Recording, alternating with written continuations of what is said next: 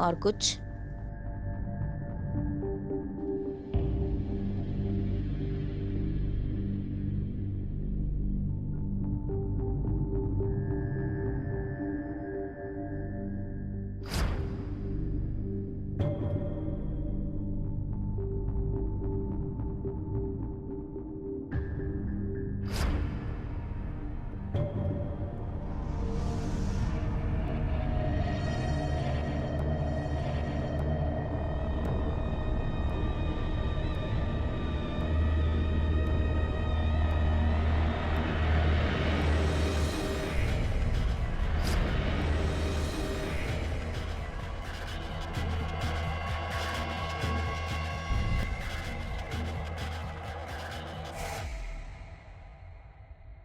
माँ, चाय देना, मैं बाहर हूं। माँ!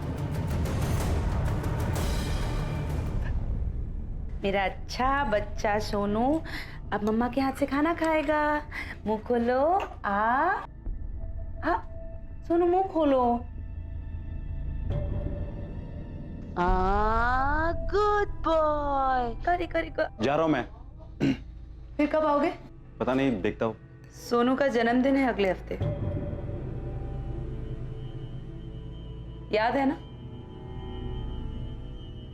अब सोनू का जन्मदिन मुझे याद रखना पड़े? इसे कुछ पता चलता है? इसे कुछ समझ में आता है जन्मदिन के बारे में?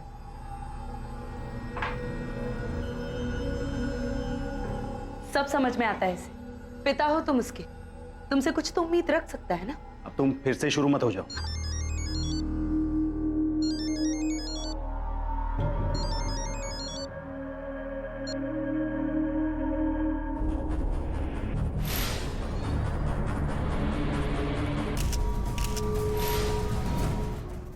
घर में और कौन था? सब पूछताछ कर रहे हैं हम, पता चल जाएगा।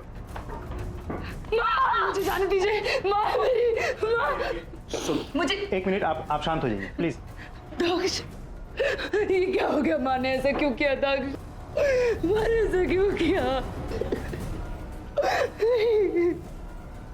क्या ये वाकई एक खुदकुशी थी या फिर खुदकुशी की आड़ में छिपी हुई एक हत्या? जिस दिन लता की मौत हुई उस दिन वो बहुत व्याकुल, बहुत परेशान सी नजर आ रही थी। क्या इस बात का उसकी मौत से कोई ताल्लुक था? अपने पति की मृत्यु के बाद लता ने अकेले ही अपनी बेटी चारू और बेटे दक्ष की परवरिश की। 16 साल की उम्र में ही चारू ने घर की सारी जिम्मेदारियां अपने कंधों पर उठा ली और अपने से 4 साल छोटे भाई दक्ष को पढ़ाया लिखाया, बड़ा किया। बेशक इस छोटे से परिवार ने कई मुश्किलों का सामना किया और फिर ये अचानक इस तरह से लता की मौत क्यों? वास्तव में लता की मौत सिर्फ एक शुरुआत थी, एक ऐसी आंधी की जिसकी भनक तक किसी को नहीं थी। मेरी माँ कभी अपने आप को नहीं मार सकती सर, ऐसा नहीं हो सकता सर। सर, मेन डोर के लॉक के साथ छेड़खानी हुई है, लेकिन आसपास रहने वाले लोगों में से किसी ने कुछ नहीं देखा। सीसीटीवी? कोई सीसीटीवी नहीं है सर। आप लोगों को किसी पर शक है या फिर किसी की दुश्मनी थी आपकी माँ से? दीदी तुम ही बोलो। नहीं, यूं ही किसी पर इल्जाम नहीं लगा सकते। देखिए, हो सकता है अभी कोई बात जरूरी ना लगे, लेकिन आगे चलकर वही इंफॉर्मेशन काफी काम की हो सकती है। कोई भरोसा नहीं है, तो बताइए। मेरा पति मतलब पति था, अब तलाक हो चुका है। रमेश, उसने धमकी दी थी। सर छोड़ दीजिए मुझे सर, मैंने कुछ नहीं किया। सर तुम दोनों सर धोखेबाज हैं, ये लोग झूठे हैं सरासर। ये झूठे तो तुम हो जो अपनी बीवी पर जबरदस्ती करते हो। साहब, ये आए दिन मेरी बेटी को मारता पीटता है। और धमकी किसको दे रहा है बे? क्या हालत कर दी मेरी दीदी की, जेल में सड़ेगा समझा भी। हिम्मत है तो आना, तुझे बताता हूँ मैं। हाँ बोलो। चला देख लूंगा तुम लोगों को वापस आके, मैं कह रहा हूँ तुम देख लूंगा तुम लोगों को मैं। साहब कुछ ना ये लोग के घर में चलता ही रहता है। और उनकी बेटी है ना, क्या नाम है, धारा नहीं, हाँ चारू साहब, वो जब भी ये घर में आती थी ना, इनके घर में झगड़ा होता ही था साहब। चारू ने ही तो पूरे घर का खर्चा उठाया है सर, अपने भाई को बड़ा किया। उसका भाई है ना सर दक्ष, थोड़ा निकम्मे टाइप का है। वो अपने बहन के पैसे उड़ाता है और अपने मायके का खर्चा वो भी सब खुद ही उठाती है। साहब एक हफ्ता पहले ही तो रमेश जेल से छूट के आया है और 2-3 दिन हो गए तो घर से बाहर ही है। घर में आता है तो मोहल्ले वाले ताने मारने लगते हैं। जीना हराम कर दिया साहब उसका। शादी करके फंस गया बेचारा। चारू, उसकी माँ और उसका भाई, तीनों ने मिलकर उसकी जिंदगी हराम कर दी है साहब। धोखा दिया है उसे। बीवी पे हाथ उठाने के जुर्म में उसे अंदर बंद करवा दिया। गलत क्या किया? घरेलू हिंसा जुर्म है, पता है आपको? कहाँ साहब वो किसी पे हाथ उठाता था। झूठ है सर। रमेश का बाप भी रमेश की तरह मेरी बहन के कैरेक्टर पे उंगली उठा रहा है सर। उन्होंने किसी का कुछ गलत नहीं किया सर। रमेश को गुस्सा आता, वो चारू दीदी पर हाथ उठाता सर। इसी बात को छुपाने के लिए दोनों बाप बेटे मिलकर झूठ बोल रहे थे सर। तुम्हारे घर में झगड़े क्यों होते थे, खासकर जब चारू मिलने आती थी? सर मेरी वजह से। क्यों? सर मेरे पास जॉब नहीं थी, इसलिए जब भी चारू दीदी घर पे आती थी मेरी माँ मुझे ताने देती थी कि मैं दीदी के ऊपर बोझ बना हुआ हूँ, लेकिन दीदी हमेशा मेरी साइड लेती थी सर। इसी बात को लेकर दोनों में झगड़े होते थे। तो वो झगड़े भी सुनने को नहीं मिलेंगे सर। सर शक तो सीधा रमेश पर ही जाता है, क्योंकि वारदात वाले दिन से वो गायब। उसके सारे फोटोज हमने चारों तरफ सर्कुलेट कर दिए, लेकिन अभी तक ट्रेस नहीं कर पाए।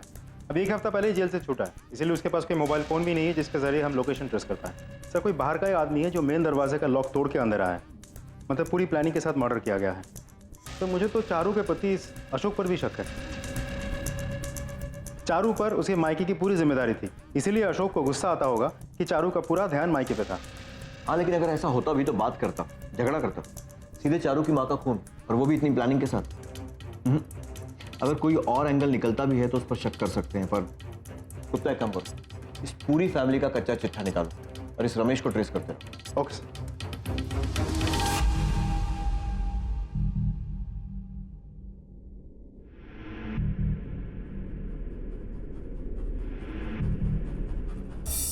लता वर्मा के मर्डर केस का सबसे बड़ा संदिग्ध रमेश खुद शिकार बन चुका था। अब पुलिस के सामने एक नहीं बल्कि दो हत्याओं का मामला था। सवाल यह था कि क्या रमेश के कत्ल का लता की मौत से कोई ताल्लुक था। पुलिस अब इन दोनों मामलों को जोड़कर जांच करने लगी। सर मुझे तो पता भी नहीं था कि वो जेल से छूट गया था। मैंने तो उस आदमी के बारे में सोचना भी बंद कर दिया था। दोपहर के 12 से 1 बजे के बीच कहाँ थी तुम? सर सोनू की क्लास थी वहीं। कल सैटरडे था। कैसी क्लास? वो नॉर्मल क्लास नहीं sir, special class. Sonu autistic है ना सर, तो शनिवार को उसकी स्पेशल क्लास होती है। सर हम लोगों का रमेश से कोई लेना देना नहीं है सर। वो दीदी के साथ इतना बुरा बर्ताव करता था, उसके बावजूद आज तक उस पर हाथ नहीं उठाया सर। तो अब क्या मारूंगा सर उसको? हम लोग ऐसे लोग नहीं हैं सर। लेकिन इस बार तो तुम्हारी माँ का मर्डर हुआ है और तुम्हें तो उस पर पहले से ही शक था, तुम नहीं बताया था? हाँ लेकिन सर तब भी मैं पहले पुलिस के ही पास आता। कल दोपहर 12 से 1 के बीच में कहाँ थे? सर मैं सोनू और दीदी को लेके सोनू के स्कूल गया और उसके बाद बाहर वेट करता रहा, और जब 2 बजे उसकी क्लास छूटी तो। 2 घंटे? और तुम वहीं रुके रहे? हाँ सर मुझे तो आदत है। एक काम करो, रमेश की सारी डिटेल्स निकालो। जिस जेल में था जेलर से बात करो, पता करो जेल में किसी से दुश्मनी थी या नहीं। दक्ष, चारू और अशोक तीनों की मर्डर के समय मोबाइल फोन लोकेशन निकालो। Okay sir. ये भी हो सकता है कि इस रमेश ने ही लता का मर्डर किया।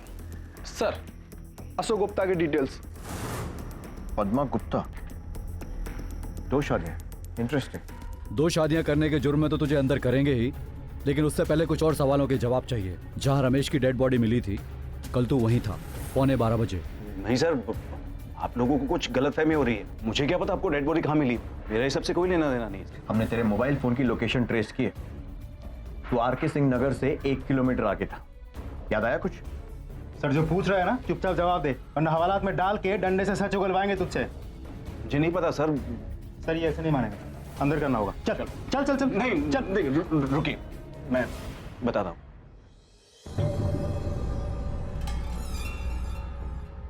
वो अशोक,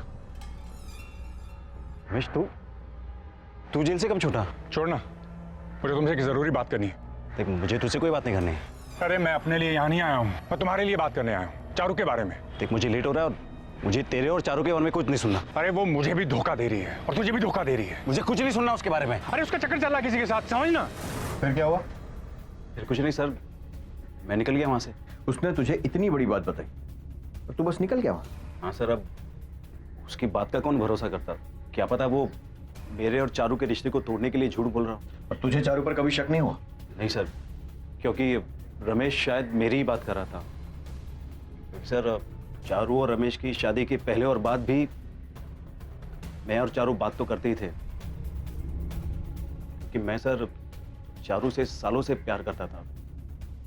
रमेश के बारे में मुझे बस इतना ही पता है। तूने और कुछ नहीं देखा था?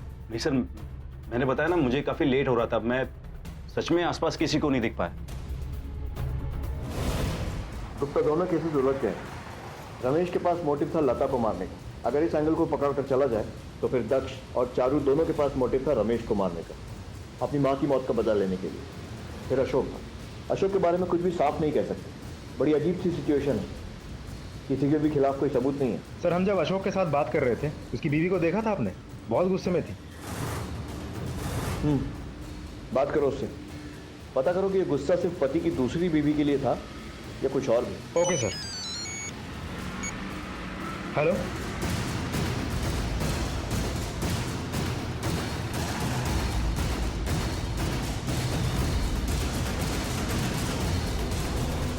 दक्ष नहीं मिल रहा, कल रात से घर नहीं आया है और उसका फोन भी स्विच ऑफ है।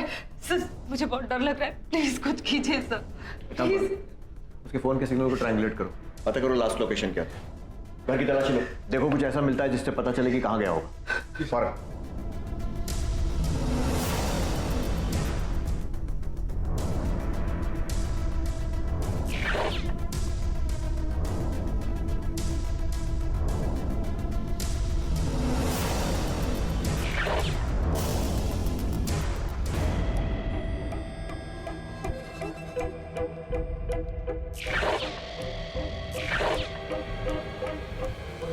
बेटा, सोनू नाम है ना तुम्हारा?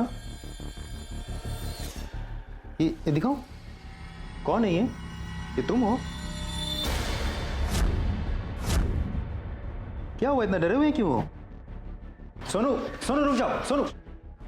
बेटा, आखिरी बार दक्ष को कब देखा था? जी कल।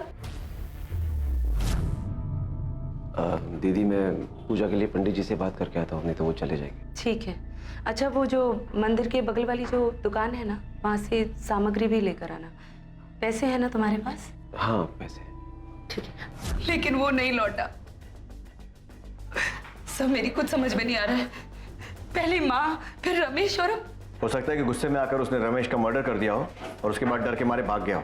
सर, वो अपनी बहन को, अपने भांजे को छोड़कर ऐसे नहीं भाग सकता सर। जरूर कोई बात हुई है सर, प्लीज उसे ढूंढिए सर, प्लीज। आपको क्या लगता है सर? रमेश ने जेल से निकलते ही बदला लेने का मन बना लिया होगा। सबसे पहले लता को मारा, फिर या तो वो दक्ष तक पहुंच गया या दक्ष उस तक पहुंच गया। नतीजा रमेश की मौत। मुझे लगता है दक्ष पकड़े जाने के डर से भाग गया होगा। एक काम करो, दक्ष से जुड़ी सारी इंफॉर्मेशन पिछले कुछ दिनों की, कहां गया, किससे मिला, कब मिला, सब कुछ निकालो जल्दी।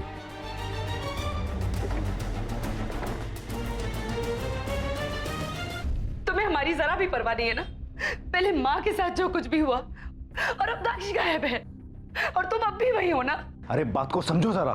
देखो, पुलिस की नजर है मुझ पे, खासकर इन दो शादियों की वजह से। कैसे आओ मिलने? देखो, कुछ दिनों तक हमें दूर रहना पड़ेगा, जब तक कि ये मामला ठंडा नहीं पड़ जाता। मैं कुछ नहीं जानती, तुम बस आ जाओ। मुझे तुम्हारी जरूरत है, हमें तुम्हारी जरूरत है, प्लीज। अरे तुम समझ क्यों नहीं रही? मना किया था ना तुझे? तेरी हिम्मत कैसे मेरे पति को फोन करने की? शर्म नहीं आती तुझे? बार बार फोन करके हमें परेशान करती रहती है। अरे अपना रोना ना किसी और के सामने जाके रो। आखिरी बार बोल रही हूँ, वार्न कर रही हूँ, तुझे बहुत पछताएगी तू। छोड़ूंगी नहीं तुझे और तेरे पागल बच्चे को, समझी?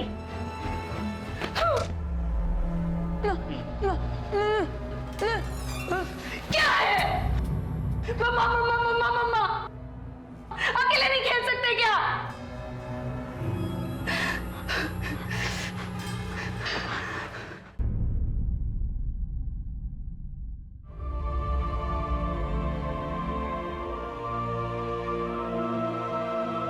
सुनो सुनो बेटा, मम्मा सॉरी।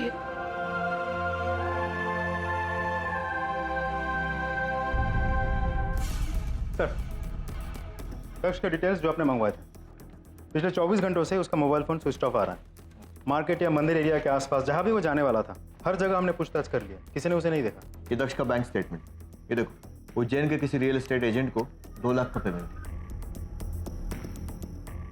के पास तो कभी पैसे नहीं होते थे, तो इतने कहाँ से आए? हाँ सर, एक 2 BHK बुक किया है दक्ष ने। अपनी फैमिली के साथ शिफ्ट हो रहा है। उसने कहा है कि ग्राउंड फ्लोर पे ही चाहिए। उसकी फैमिली में कोई बीमार है, कोई मेंटल पेशेंट है। कब मिलने वाला है आपसे? इसका तो पता नहीं सर, कांटेक्ट हो नहीं पा रहा है। सर फ्लैट दक्ष ने तो इस बारे में मुझे कभी कुछ बताया नहीं। शायद माँ के साथ शिफ्ट होना चाहता था। फैमिली का मतलब तो माँ ही है ना। हाँ, हमेशा बोला तो करता था कि कहीं दूर शिफ्ट होना है उसे। दक्ष और माँ को हमेशा से ये लगता था कि उनकी वजह से मेरी टेंशन और बढ़ रही है, लेकिन मुझे ये नहीं बताया गया था कि उसने फ्लैट बुक कर दिया है। लेकिन उसने तो ग्राउंड फ्लोर लेने पर जोर दिया था, कहा था कि तुम्हारे बेटे को प्रॉब्लम होगी। सर वो सोनू से बहुत प्यार करता है। उसने सोचा होगा शायद छुट्टियों में सोनू वहाँ जाएगा और इसलिए शायद। सर इसलिए मैंने आपसे बोला था कि वो मुझे और सोनू को यूं बेसहारा छोड़कर कहीं नहीं भागेगा। वो जानता है कि मैंने उसे कैसे बड़ा किया है, कितनी मेहनत की है मैंने। सर प्लीज दक्ष को ढूंढ निकालिए सर। माँ के जाने के बाद मेरा और सोनू का बस वही एक सहारा है। अशोक तो बस नाम के हैं। Please sir.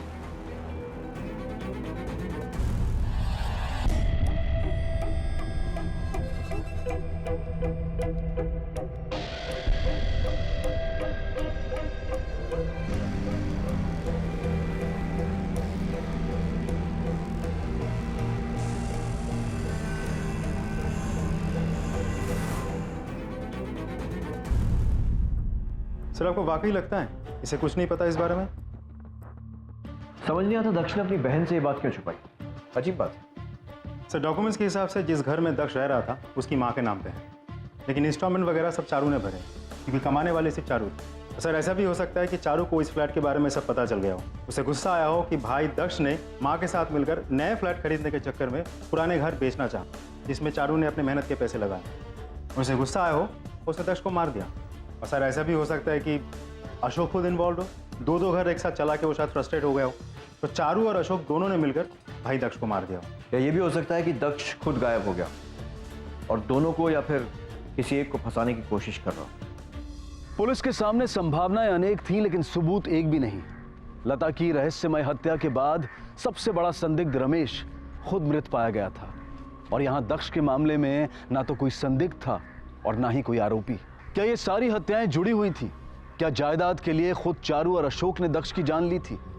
सबूतों के अभाव में अचानक एक ऐसी घटना घटी जो इस केस में एक नया मोड़ ले आई।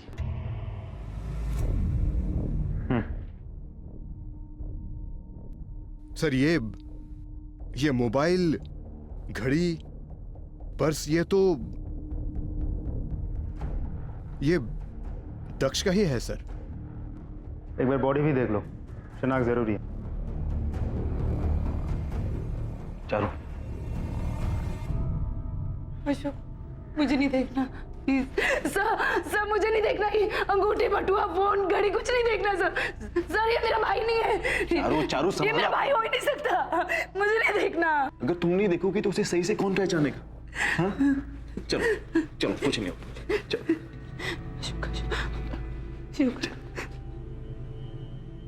नहीं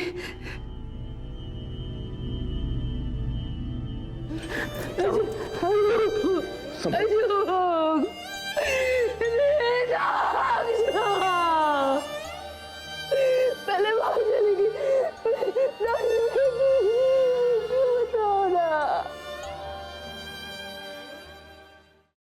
दक्ष के नए घर के बारे में आपको पता है, और ये बात आपने पहले क्यों नहीं बताई? क्योंकि मैं नहीं चाहती थी कि आप अशोक पर भी शक करें। मैं अशोक को नहीं खोना चाहती थी सर। वैसे भी एक एक करके सबको तो खो चुकी हूँ। मैं अशोक से बहुत प्यार करती हूँ सर। मैंने सपने में भी नहीं सोचा था कि अशोक दक्ष को नुकसान पहुंचा सकता है। लेकिन क्या?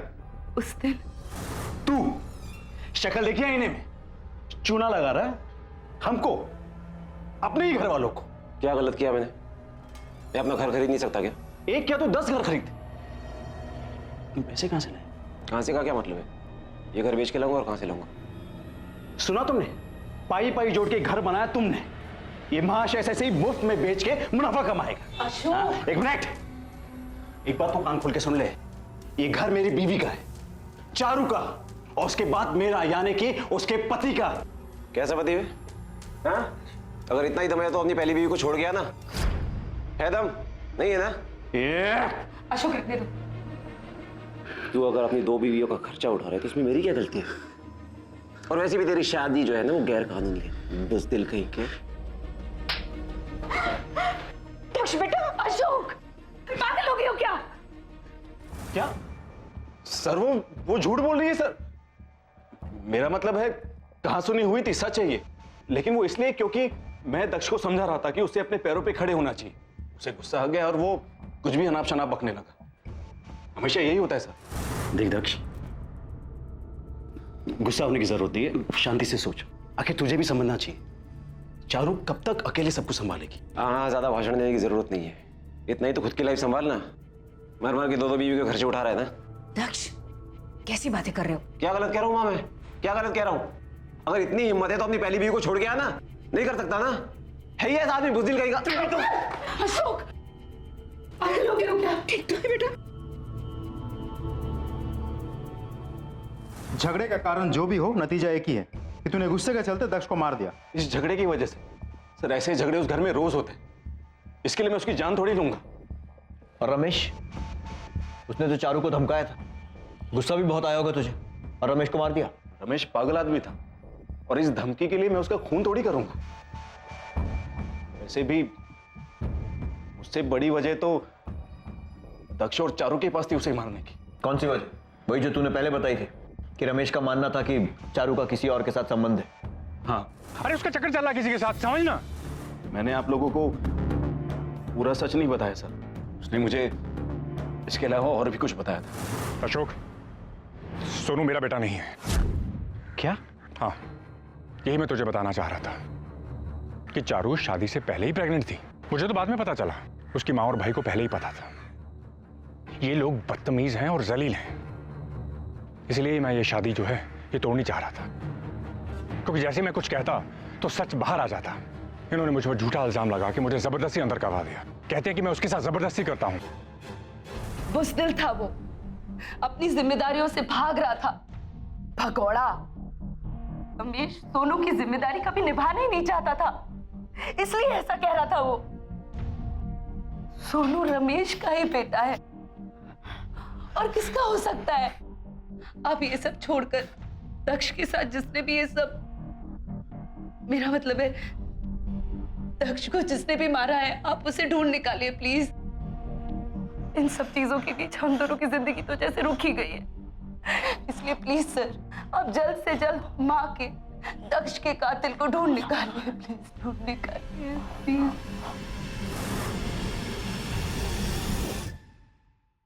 सर, कोई तो पॉइंट है जो हम मिस कर रहे हैं। देखा जाए तो एक ही पैटर्न है। लता के मर्डर का शक रमेश पर गया, रमेश की मौत हुई। रमेश के मर्डर का शक दक्ष पर गया। उसकी जली हुई लाश का स्कल और चेहरे की हड्डियां काफी हद तक दुरुस्त पाई गई हैं। उन्हें भोपाल भेजने का इंतजाम करो। Sir, Bhopal? Central forensic lab की ब्रांच है वहां पर। एक्सपर्ट से उन हड्डियों के जरिए 3D फेशियल मैपिंग करवाओ और चेहरे का स्केच बनवाओ, फिर उसे दक्ष के चेहरे के साथ मैच करके देखते हैं। Okay sir.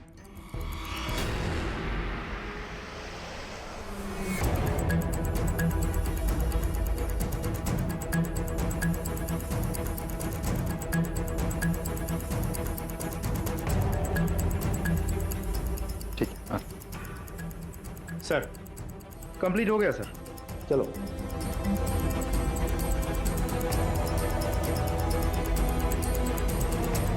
सर, ये तो बिल्कुल मैच नहीं करता। इसका मतलब ये है कि वो बॉडी दक्ष की थी ही नहीं और दक्ष अभी तक जिंदा है।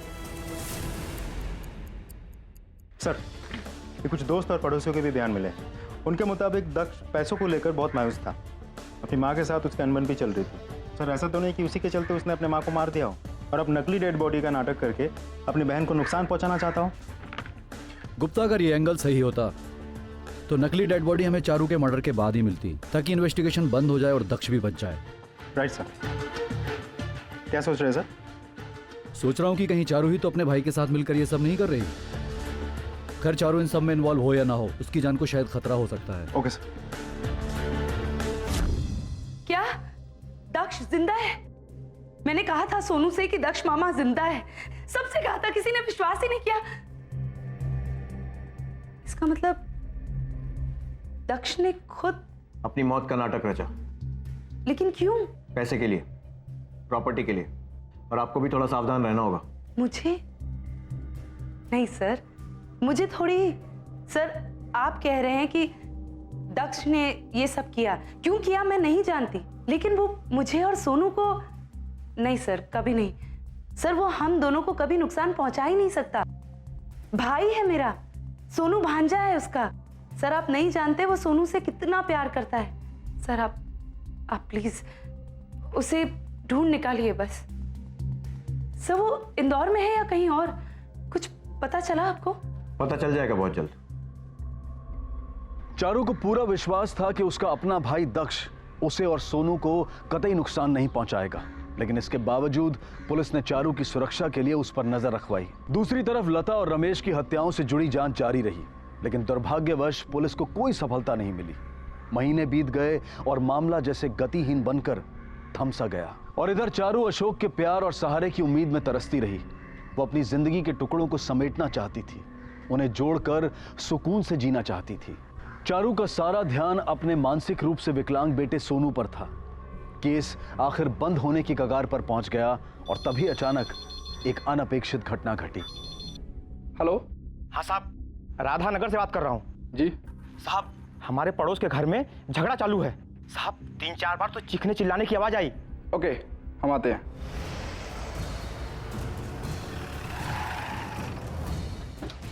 आपने फोन किया था? हाँ सर, मैंने फोन किया था। जोर जोर से चिल्लाने की आवाज आई, झगड़ने की। मैंने एक बार पूछा भी तो 2 मिनट के लिए आवाज बंद हुआ, फिर तुरंत शुरू हो गए। किसी को जाते हुए देखा या अंदर जाते हुए, बाहर जाते हुए? नहीं सर, किसी को नहीं। ये देखिए खून के धब्बे। चारू और बच्चा? सर ऊपर भी कोई नहीं है। सर अंदर भी कोई नहीं है। सर लगता है जबरदस्ती बाहर लेके गया होगा।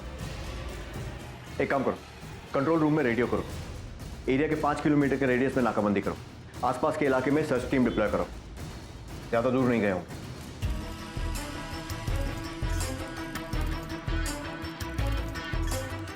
सर मुझे तो कुछ नहीं पता।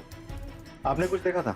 सर मैडम ज़्यादा किसी से बातचीत नहीं करती, लेकिन फिर भी कुछ तो याद है आपको? कुछ दिन पहले अशोक जी आए थे और पीछे से उनकी वाइफ आ गई थी, और उस दिन उनकी वाइफ और चारू मैडम के बीच में बहुत ज़्यादा झगड़ा हुआ था। उस दिन भी तुझे बोला था ना मेरे पति से दूर रह। सीधी सीधी बात समझ में नहीं आती तेरी? नहीं समझ में आती? क्यों ना करूं? करूंगी मैं। शादी हुई है इनसे, मेरी हक है मेरा, मेरी और मेरी बच्चे की पूरी जिम्मेदारी है इन पे। अरे कौन सा बेटा, पता नहीं किसका बाप है और कौन है इसका बाप। उस दिन रमेश पर थोप दिया और आज इन पर। तू जैसी बाजारू औरतों को ना अच्छे से जानती हूँ। ए बाजारू किसको बोल रही है तू? मुंह तोड़ दूंगी तेरा। आगे बढ़ आई तो इसके पास। हम लोग घर जाके बात। छोड़ इसे। सर हमारे पास टोटल 3 सस्पेक्ट। पहला अशोक, दूसरा अशोक की पहली पत्नी पद्मा, और तीसरा चारू का भाई दक्ष, जो अभी भी लापता।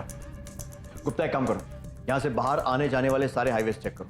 जहां जहां पर टोल नाका है सबका सीसीटीवी फुटेज इकट्ठा करो। ऐसा हो ही नहीं सकता कि दक्ष यहाँ से निकला हो या वापस आया हो और किसी ने उसे देखा नहीं। और तब तक ये अशोक और पद्मा को पूछताछ के लिए बुलाओ। Okay sir.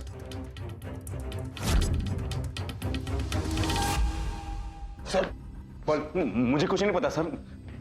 मैं सच कह रहा हूँ सर। देख, अगर पता चला ना कि तूने कुछ भी छुपाया है, घसीट कर उल्टा लटका कर उगलवाऊंगा। बोल। मैं सच कह रहा हूँ सर, मुझे कुछ नहीं पता सर। रमेश सही कह रहा था सर। अरे उसका चक्कर चल रहा किसी के साथ, समझना। चारू का कहीं और चक्कर चल रहा है सर। फिर यही बात थी तो हमसे छुपाई क्यों? क्योंकि सर तब तक भी मैं चारू के साथ ही रहना चाहता था सर। मैं 16 साल का था तब से उससे प्यार करता हूँ। कभी सोचा नहीं था कि उससे शादी कर पाऊँ। हमारी शादी को टूटते नहीं देखना चाहता था सर, लेकिन अब वो खुद ही चली गई। और उसके लिए भी लोग मुझी पे उंगली उठा रहे सर। मैं क्यों सबकी गालियां खाऊं सर? सभी को पता चले कि सच क्या है सर। कौन सा सच? सर हम दोनों में रोज झगड़े हुआ करते। चारू कहती थी कि मैं उसे टाइम नहीं दे पाता, लेकिन सच तो यह है कि उसी के पास मेरे टाइम नहीं होता था।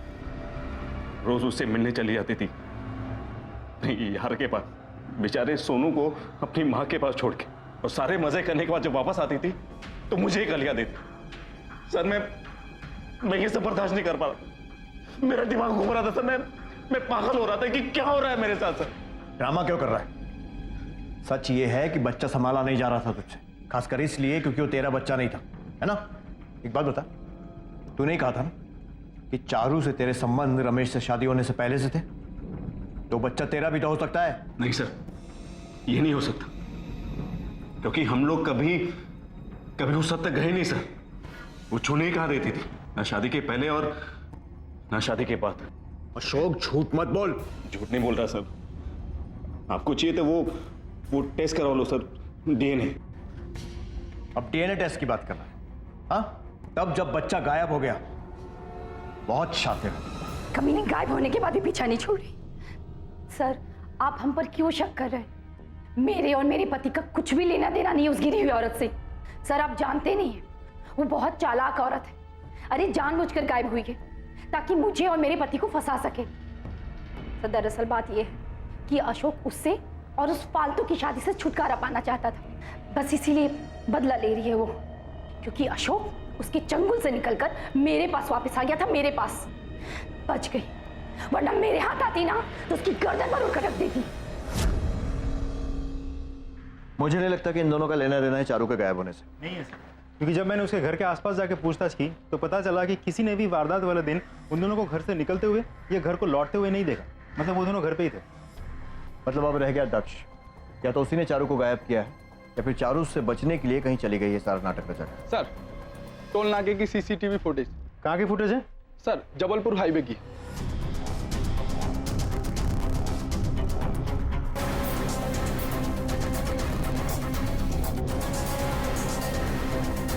इसका मतलब चारू दक्ष से बचने के लिए खुद कहीं भाग गई थी। एक काम करो, गाड़ी की नंबर प्लेट पर जूम करो, नंबर नोट करो और पता लगाओ। Okay sir.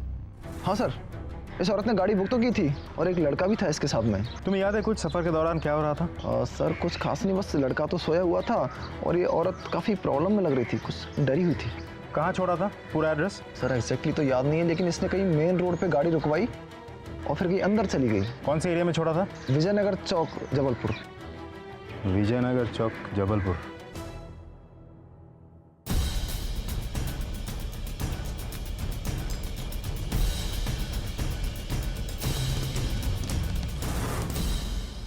चारू, इसका बेटा ऑटिस्टिक, इलाज कराने के लिए किसी ना किसी क्लिनिक में तो जाती होगी। इस इलाके में जितने भी डॉक्टर्स हैं उनकी लिस्ट मिल सकती है, खासकर ऐसे जो कि चारू के बच्चों जैसे पेशेंट से डील करते हैं।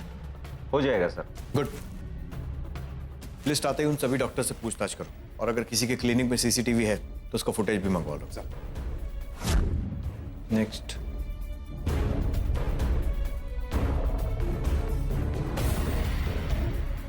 बॉस,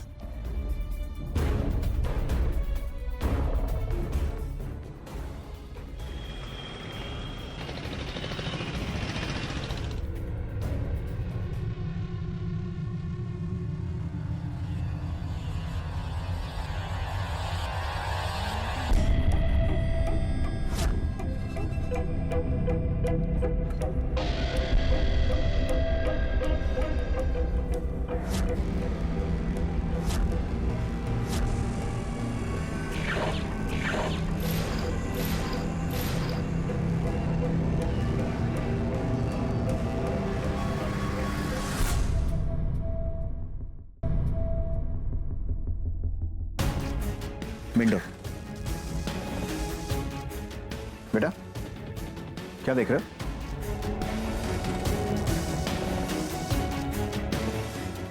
सोनू रमेश का ही बेटा है। सोनू मेरा बेटा नहीं है, चारू शादी से पहले ही प्रेग्नेंट थी।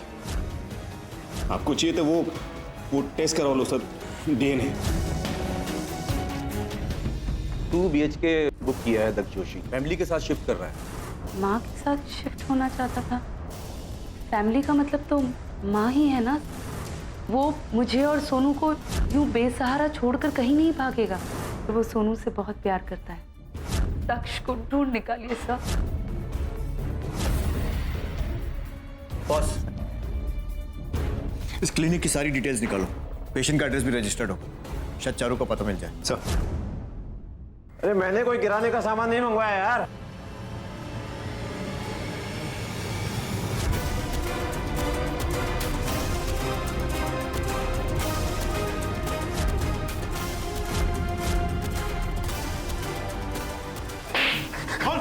तू नहीं मारा ना रमेश को? हाँ? हाँ सर, मैं नहीं मारा, लेकिन मैं नहीं मारना चाहता था सर। जो मारना पड़ा क्योंकि उसने धमकी दी थी। क्या धमकी दी थी? यही कि वो चारू दीदी के किसी के साथ नाजायज संबंध होने की बात दुनिया को बता देगा, और अगर ये बात सामने आती तो किसी न किसी को पता चल ही जाता कि वो इंसान मैं ही हूं। और अगर ऐसा होता तो मैं और चारू दीदी अलग हो जाते, और ये मैं होने नहीं दे सकता था सर। हाँ, मैंने ही दक्ष की मदद की थी माँ को रास्ते से हटाने में। अरे घर बनाया मैंने, और हमें पैसे देने से इनकार कर रही थी। मेरी अपनी माँ धमकाने लगी थी, दुनिया को बताना चाहती थी हमारे रिश्ते के बारे में। यही कि तुम्हारे अपने सगे भाई के साथ संबंध थे। मैं और दक्ष एक दूसरे से प्यार करते हैं, सच्चा प्यार। यह हमारी बदकिस्मती है कि हमें ये सब दुनिया से छिपा कर करना पड़ता है, लेकिन उससे कुछ बदलता नहीं है। अरे सगा भाई हुआ तो क्या हुआ, जितना प्यार उसने मुझे दिया है ना, मेरे किसी भी पति ने नहीं दिया आज तक। अरे वो तो अचानक माँ ने उस दिन देख लिया, वरना सब कुछ ठीक होता। चारू कहाँ है? शायद ऊपर होगी।